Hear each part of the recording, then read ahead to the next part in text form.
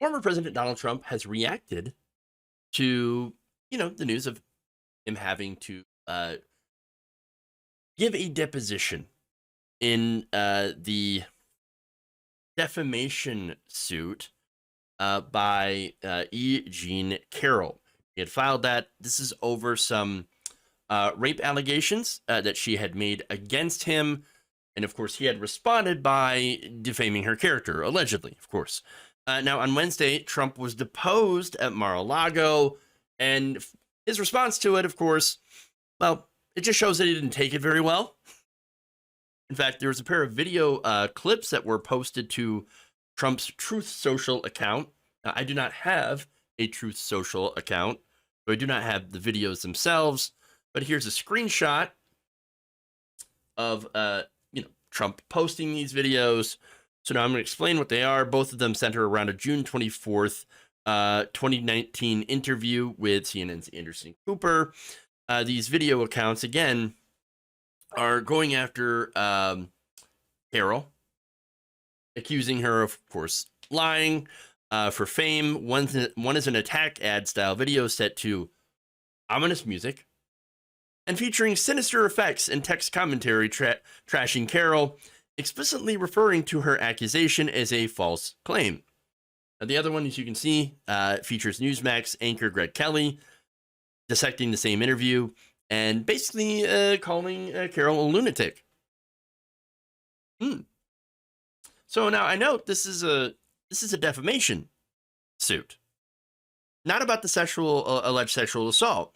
Now, for the details about that, of course, here they are. Carroll accused Trump of raping her in a New York City department store more than 2 decades ago, an allegation that Trump had since denied and denies very, very strongly.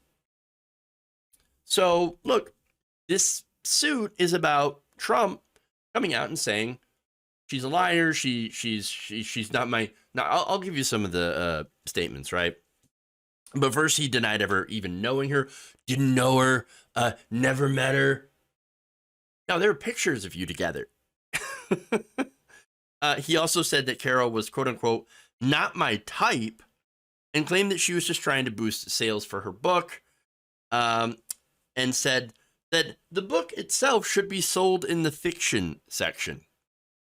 So, look, anybody who's followed Trump, heard Trump for I should say a long enough period of time, and isn't like in the cult, you know that this is a classic excuse.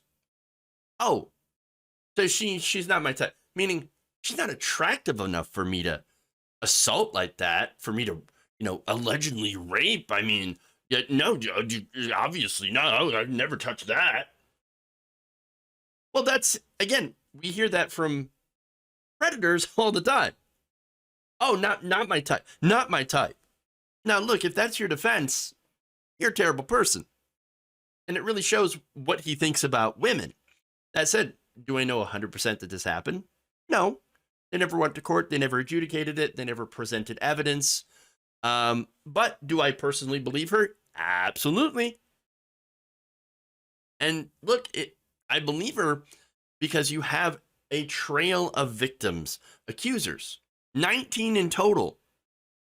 And when you see their stories, when you read their stories, there's a pattern here. First isolating them, getting them alone, and then, basically assaulting them without warning. And that really comes from entitlement. And that's the other thing that's, common. That's the pattern. Oh, you can do anything you want when you're famous. When you're wealthy, you can do that. You can come up and you can grab them by the P word. That's what you can do. Wet ass P word. And so the entitlement, look, he thinks he's entitled to women's bodies. Just like he's entitled to government documents that don't belong to him. Just like he's entitled to taxpayer money. Just like he's entitled to everyone talking nice about him on TV. Kissing his ass. Just like he's entitled to the presidency of the United States and winning the 2020 election. He's entitled to the election. It's the entitlement. And look, again, you want to talk about the entitlement mentality.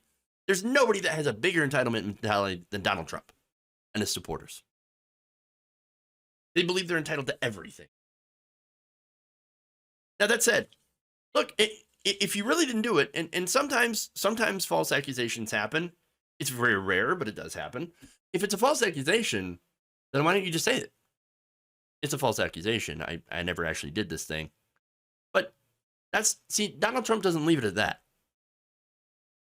What Donald Trump does is that not only does he deny it, but then he comes out and does a full frontal attack. According to the lawsuit, after he lied about attacking her, he surrounded that central lie with a swarm of related lies in an effort to explain why she would invent an accusation of rape. To do so, he smeared her integrity, honesty, and dignity all in the national press. She got fired from Elle after this, by the way. She was fired.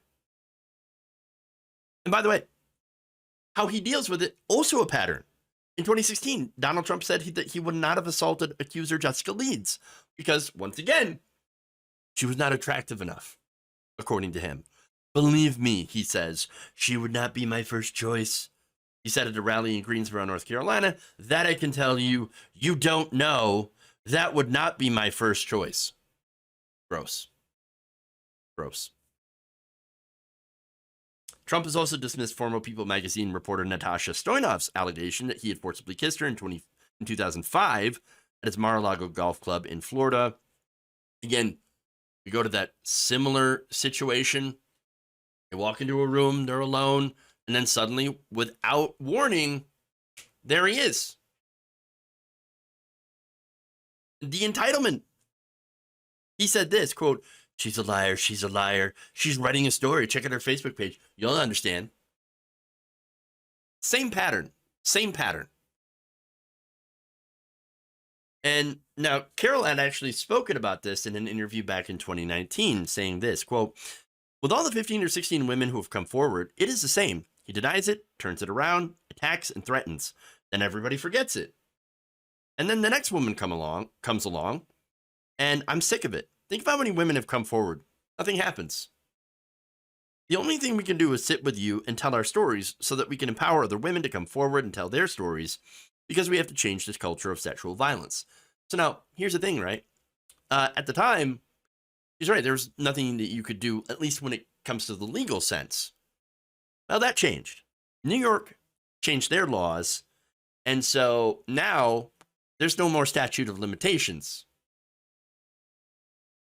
As a result, E. Jean Carroll, not only is she in this defamation suit, but she also is filing another lawsuit. She's trying to get the evidence to prove her claim and is actually going after Trump's DNA. She wants his DNA. Now, this time, unlike, of course, the last time, because you remember when she had filed this defamation suit, Donald Trump was still president. The Department of Justice, he got the Department of Justice to come out and say, oh, well, you know what? You can't sue the president of the United States because he was saying these things in his official capacity as president of the United States. And he's allowed to defend himself. That's what he got the Department of Justice to do. So he doesn't have that shield anymore, at least not at this point. There may come a time where he might get that back, and that's a very scary proposition. So Carroll is wasting absolutely no time in getting this process started. And all I can hope is that the courts take this seriously. She can get that evidence and finally get a little bit of justice, along with all the other alleged victims.